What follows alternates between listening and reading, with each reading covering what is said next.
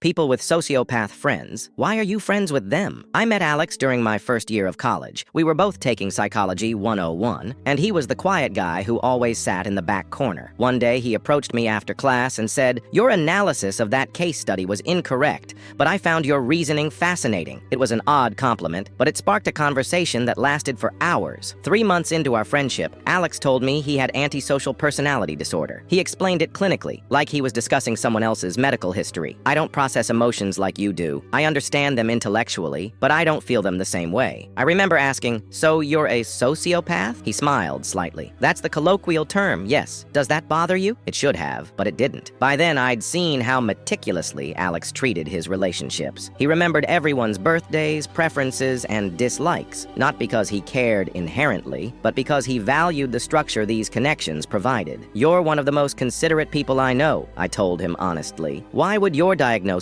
change that?" Over the years, I've watched Alex navigate life with a rule book that others develop instinctively. When my mom died, he showed up at my door with groceries and said, "I researched grief protocols. You need to eat, even if you don't feel hungry." He stayed for 2 weeks, cooking meals I barely touched and cleaning my apartment while I stared at walls. One night, I found him studying a list titled "Appropriate Responses to Friends' Parental Death." "Is this how you decide how to act around me?" I asked, feeling strangely hurt. Alex looked at me directly. "I want to support you correctly. I don't naturally know how, but none of it's real," I argued. "You're just following a script." "No," he replied thoughtfully. "The actions are real. The effort is real. Does motivation matter more than result? That question has defined our friendship. Alex chooses to be kind, loyal, and supportive, not from emotional impulse, but from a deliberate decision that these qualities make him valuable to others. Sometimes I catch glimpses of the coldness beneath, like when he calmly described how he could ruin a colleague who'd betrayed him professionally. "I won't do it," he said, noticing my expression. "It would damage relationships I prefer to maintain, but I could." People often ask why I remain friends with someone who admits he doesn't truly care about me. They don't understand that Alex does care, just differently. He's chosen me as someone worth his time and effort. In some ways, that deliberate choice feels more meaningful than friendships based on emotional compatibility. Last year, when I was going through a rough breakup, Alex said something I'll never forget. We were sitting on my balcony and I was crying about how I'd never find someone who truly loved me. "I've studied love extensively," he said, handing me another tissue. "From what I understand, it's largely chemical reactions and social conditioning. But people choose who to direct those feelings toward, even if they don't realize it." He paused. "I can't feel love the way you describe it, but I choose to prioritize your well-being over most others. Isn't that essentially the same outcome?" It wasn't, not really, but it was genuine in its own way.